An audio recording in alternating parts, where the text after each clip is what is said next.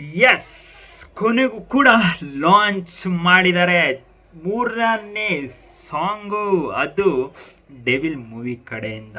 ನಾನಂತೂ ತುಂಬ ಅಂದರೆ ತುಂಬ ಎಕ್ಸೈಟಿಂಗಾಗಿ ಕಾಯ್ತೇನೆ. ಮುಂದಿನ ತಿಂಗಳೇ ರಿಲೀಸ್ ಇರೋದು, ನಿಮಗೆ ಗೊತ್ತಿರಬೇಕು.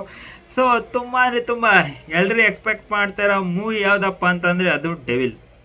ಯಾವ ಥರ ಇರ್ಬೋದು, ದರ್ಶನ್ ಅವರು ಯಾವ ಥರ ಆ್ಯಕ್ಟ್ ಮಾಡಿರ್ಬೋದು, ಡೆವಿಲ್ ಅವತಾರದಲ್ಲೇ ಒಂಥರ ನವಗ್ರಹ ಶೇಡಲ್ಲಿ ಇದ್ರಲ್ಲಿ ಕಾಣಿಸ್ತಾರ. ತುಂಬ ಅಂದರೆ ತುಂಬ ನಾನಂತೂ ಎಕ್ಸೈಟಿಂಗಾಗಿ ಕಾಯ್ತೇನೆ. ಎಕ್ಸೈಟಿಂಗಾಗಿ ಕಾಯಕ್ಕೆ ಏನಪ್ಪ ಉದ್ದೇಶ ಅಂತ ಅಂದರೆ ದರ್ಶನ್ ಅವರು 100%. ಅದ್ರ ಜೊತೆಗೆ ಈ ಸತಿ ಡೈರೆಕ್ಷನ್ ವಿಚಾರದಲ್ಲಿ ಮಿಲನ ಪ್ರಕಾಶ್ ಅವರು ಡೈರೆಕ್ಟ್ ಮಾಡ್ತಾ ಇರೋದು. ನಿಮಗೆ ಗೊತ್ತಿರೋದೆ, ಲಾಸ್ಟ್ ತಾರಕ್ ಅವರಿಗೆ ಡೈರೆಕ್ಟ್ ಮಾಡಿದ್ದ. ಅದಾದಮೇಲೆ ಯಾವುದು ಡೈರೆಕ್ಷನ್ ವಿಚಾರದಲ್ಲಿ ಅವರು ಯಾವುದು ಸ್ಕ್ರಿಪ್ಟು ಮಾಡೇ ಇರಲಿಲ್ಲ. ಸೊ ಅದಾದಮೇಲೆ ಇದನ್ನೇ ತೊಗೊಂಡಿರೋದು. ಈ ಸತಿ ಒಂಥರ ರಾ ಆಗಿ ತೋರ್ಸೋಕ್ಕೆ ಹೊಟ್ಟಿದ್ದಾರೆ ದರ್ಶನ್ ಅವ್ರನ್ನ. ತುಂಬ ಶೇಡ್ಸ್ ಇದೆ ಅಂತೆ, ನೋಡೋಣ ಯಾವ ಥರ ಇರುತ್ತೆ ಅಂತ. ಅದ್ರ ಜೊತೆಗೆ ಬ್ಯಾಕ್ಗ್ರೌಂಡ್ ಸ್ಕೋರ್ ವಿಚಾರದಲ್ಲಿ ನನಗೆ ತುಂಬ ಅಂದರೆ ತುಂಬ ಎಕ್ಸೈಟಿಂಗಾಗಿ ಕಾಯ್ತಾರೆ. ಅಜ್ನೀಶ್ ಅವರು ಇದಕ್ಕೆ ಬ್ಯಾಕ್ಗ್ರೌಂಡ್ ಸ್ಕೋರ್ ಕೊಡ್ತಾ ಇರೋದು. ಅಜ್ನೀಶ್ ಅವರ ರೀಸೆಂಟ್ ಟೈಮ್ಸ್ ತುಂಬ ಅಂದರೆ ತುಂಬ ನೆಕ್ಸ್ಟ್ ಲೆವೆಲ್ಗೆ ಕನ್ನಡ ಇಂಡಸ್ಟ್ರಿಗೆ ಸಾಥ್ ಕೊಟ್ಟಿದ್ದಾರೆ. ಸೊ ಇದಕ್ಕೂ ಸಾಥ್ ಕೊಟ್ಟೇ ಕೊಡ್ತಾರೆ ಅನ್ನೋ ನಂಬಿಕೆ ತುಂಬ ಇದೆ. ಸೊ ನೋಡೋಣ ಬನ್ನಿ. ಯಾರ್ಯಾರು ಚಾನಲ್ಗೆ ಫಸ್ಟ್ ಟೈಮ್ ವಿಸಿಟ್ ಮಾಡಿದರೆ ಈ ಕನ್ನಡಿಗನ ಮೇಲೆ ನಿಮ್ಮ ಅಭಿಮಾನ ಇದ್ದರೆ ಸೊ ಪ್ಲೀಸ್ ಸಬ್ಸ್ಕ್ರೈಬ್ ಮಾಡ್ಕೊಂಡು ಸಪೋರ್ಟ್ ಮಾಡಿ ಅಂತ ಹೇಳ್ತಾ ಬನ್ನಿ.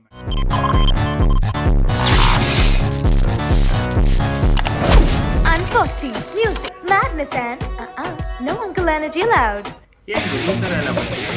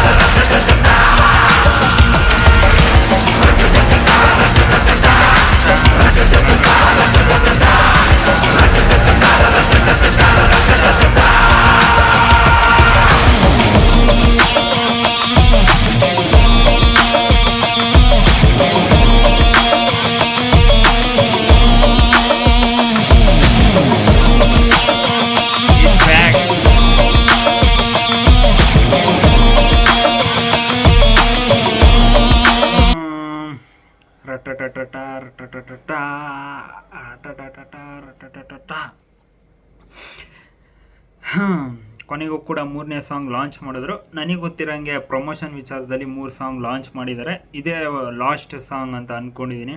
ಇದಾದಮೇಲೆ ನೆಕ್ಸ್ಟು ಟ್ರೈಲರ್ ಲಾಂಚ್ ಆಗ್ಬೋದು. ಇದು ಇನ್ನೇನು ನೆಕ್ಸ್ಟ್ ಮಂತ್ 4 ಇಲ್ಲ 5ಗೆ ಲಾಂಚ್ ಆಗ್ಬೋದು ಅಂತ ಅಂದ್ಕೊಂಡಿದ್ದೀನಿ ಟ್ರೈಲರು. ಇನ್ನೊಂದು ಸಾಂಗ್ ಬಿಡ್ಬೋದೇನೋ ಗೊತ್ತಿಲ್ಲ, ಇದೇ ಲಾಸ್ಟ್ ಆದರೂ ಆಗ್ಬೋದು. ಆದರೆ ನನ್ನ ಏನು ಆನೆಸ್ಟ್ ರಿವ್ಯೂ ಇದೆ, ಅದನ್ನು ಹೇಳ್ತೀನಿ ಈಗ. ಈ ಸಾಂಗ್ ವಿಚಾರದಲ್ಲಿ ನೋಡೋಕ್ಕೆ ಬರೋದಾದರೆ ತುಂಬ ಅಂದರೆ ತುಂಬ ನಮಗೆ ಸಖತ್ ಅನ್ಸೋದು ದರ್ಶನ್ ಅವರು. ಸೊ ಅವರ ಲುಕ್ ಆಗಲಿ, ಅವರ ಶೇಡ್ಸ್ ಆಗಲಿ, ಅವರ ಸ್ವ್ಯಾಗ್ ಆಗಲಿ, ಪ್ರತಿಯೊಂದು ಸಖತ್ತಾಗಿ ತೋರಿಸೋರೆ. ಸೊ ಸಖತ್ತಾಗಿ ಮ್ಯಾನೇಜ್ ಮಾಡೋರೆ ಅಂತ ಹೇಳ್ತೀನಿ. ಅವರ ಬ್ಯಾಕ್ ಪೈನ್ ಹಿಡ್ಕೊಂಡು ತುಂಬ ಅಂದರೆ ತುಂಬ ಚೆನ್ನಾಗಿ ತೋರಿಸೋರೆ. ಸೊ ಸಖತ್ತಾಗೆ ಕಾಣಿಸ್ತವ್ರೆ ದರ್ಶನ್ ಅವರು. ಏನು ಅವರ ಹಳೆ ರಾಗ್ ಏನು ಕಾಣಿಸ್ಕೊತಿದ್ರು ಆ ಥರ ಕಾಣಿಸಿದ್ದಾರೆ. ಸೊ ತುಂಬ ಖುಷಿ ಆಯಿತು. ಅದ್ರ ಜೊತೆಗೆ ಕೊರಿಯೋಗ್ರಫಿ ಚೆನ್ನಾಗಿದೆ. ಅದಾದಮೇಲೆ ಎಲ್ಲ ರಿಚ್ಚಾಗಿ ಕಾಣಿಸ್ತಿದೆ ಸ್ಕ್ರೀನಲ್ಲಿ. ಈಗ ಇದೇನು 100% ಇದು ಫುಲ್ಲು ಸೆಟ್ ವರ್ಕಲ್ಲಿ ಮಾಡಿರೋದ್ರಿಂದ ಫುಲ್ಲು ಸೆಟ್ಟಲ್ಲೇ ಆಗಿದೆ ಈ ಮೂವಿ. 70 to 80% ಸೆಟ್ಟಲ್ಲಿ ನಡೆದಿದೆ. ಲಾಸ್ಟ್ ಸ್ಕೆಡ್ಯೂಲ್ ಒಂದು ಫಾರಿನ ಶೂಟ್ ಮಾಡಿದ್ದಾರೆ. ಸೊ ನೀವೆಲ್ಲೇ ಸಾಂಗ್ಸ್ ಆಗಲಿ ಪ್ರತಿಯೊಂದು ಕೂಡ ನೀವು ನೋಡೋಕ್ಕೆ ಬರೋದಾದರೆ ಎಲ್ಲ ಸೆಟ್ಟಲ್ಲೇ ಇರುತ್ತೆ. ಆಲ್ಮೋಸ್ಟ್ ಅಲ್ಲೂ ಈ ಸೆಟ್ಟಲ್ಲೇ ಮುಗಿಸಿದ್ದಾರೆ. ಮ್ಯಾಕ್ಸು ಕೂಡ ಸೆಟ್ಟಲ್ಲೇ ಆಗಿದೆ. ಮಾರ್ಕ್ ಅದು ಇದು ಪಕ್ಕದಲ್ಲೇ ನಡೀತಿತ್ತು ಮೂವಿ, ಅಂದರೆ ಇದು ಸ್ಕೆಡ್ಯೂಲ್ ಟೈಮಲ್ಲಿ. ಈಗ ಬ್ಯಾಕ್ಗ್ರೌಂಡ್ ಸ್ಕೋರ್ ವಿಚಾರಕ್ಕೆ ಬರೋದಾದರೆ ತುಂಬ ಅಂದರೆ ತುಂಬ ನಾನಂತೂ ಸಖತ್ ಎಕ್ಸೈಟಿಂಗ್ ಕಾಯ್ತೇನೆ. ಬ್ಯಾಕ್ಗ್ರೌಂಡ್ ಸ್ಕೋರ್ ಚೆನ್ನಾಗಿ ಕೊಟ್ಟಿದ್ದಾರೆ. ಅದ್ರ ಜೊತೆಗೆ ತುಂಬ ಖುಷಿ ಆಯಿತು. ಸ್ಟಾರ್ಟಿಂಗ್ 2 ಸಾಂಗು ತುಂಬ ಇಂಪ್ರೆಸ್ ಮಾಡಿತ್ತು ನನಗೆ. ಇದ್ರೆ ನೆಮ್ಮದಿಯಾಗಿರಬೇಕು, ಅದಾದಮೇಲೆ ನೆಕ್ಸ್ಟ್ ಬಂದಿತ್ತು ಡ್ಯುಯೆಟ್ ಸಾಂಗು ತುಂಬ ಚೆನ್ನಾಗಿ ಬಂದಿದೆ. ಸೊ ಇದ್ರ ಮೇಲೆ ನನಗೆ ತುಂಬ ಓವರ್ ಕಾನ್ಫಿಡೆನ್ಸ್ ಇತ್ತು.